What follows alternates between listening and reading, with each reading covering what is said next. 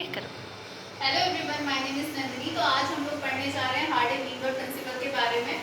तो एक क्विक सी शॉर्ट होगी जिसमें आपको एक पूरा टॉपिक समझाया जाएगा। हार्डी-वीवर प्रिंसिपल क्या कहता है? हार्डी-वीवर प्रिंसिपल ये बताता है कि जो जीन पूल होता है, यानी कि जो टोटल नंबर ऑफ जीन्स होते हैं और उनके अलील्स होते हैं किसी भी पॉपुलेशन के अंदर, वो हमेशा कांस्टेंट रहते हैं।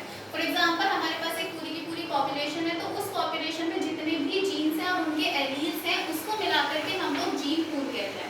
तो इनके अकॉर्डिंग जितने भी जीन्स और उनके एलील्स हैं वो हमेशा कांस्टेंट रहते हैं। इसी चीज को हार्डी-वीवर प्रिंसिपल कहा जाता है या फिर जेनेटिक इक्विलिब्रियम कहा जाता है। अब इसी चीज को हमने एक लाइन में लिख दिया है कि जितने भी एलील फ्रीक्वेंसी, अगर आप उन सबका सम करते हो तो वो हमेशा 1 के बराबर आते हैं, यानी कि कांस्टेंट होते हैं। इसी में हम लोग 3 तरह के फॉर्मूलाज यूज करते हैं इससे रिलेटेड क्वेश्चंस को सॉल्व करने के लिए। पहला फॉर्मूला होता है p + q = 1।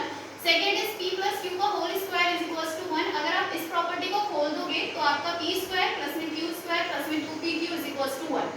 p इसमें रिप्रेजेंट करता है होमोजाइगस डोमिनेंट एलील्स को, q रिप्रेजेंट करता है होमोजाइगस रिसेसिव एलील्स को और 2pq आपका हेटेरोजाइगस एलील्स को रिप्रेजेंट करता है।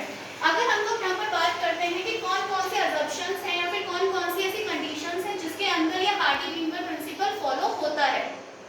सबसे पहली कंडीशन है कि जेनेटिक ड्रिफ्ट नहीं होना चाहिए, यानी कि पॉपुलेशन जो एक जगह रह रही है वो बटनी नहीं चाहिए, 2 जगह नहीं होनी चाहिए, जिससे कि जीन पूल में कोई भी चेंजेस ना आए।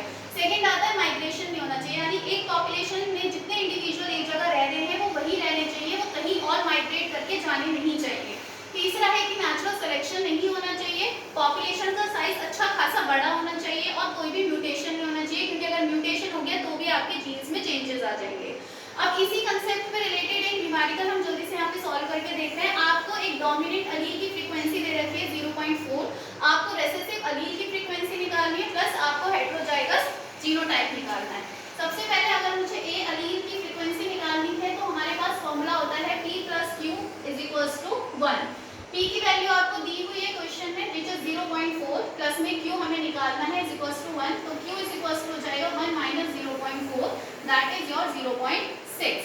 अब हमारे पास में q की वैल्यू भी आ गई है और हमें p की वैल्यू ऑलरेडी क्वेश्चन में गिवन है। तो अब हमें निकालना है 2pq। कुछ नहीं करना, सारी वैल्यूज को उठा करके पुट कर देना है। p की वैल्यू 0.4 एंड q की वैल्यू होती है 0.6।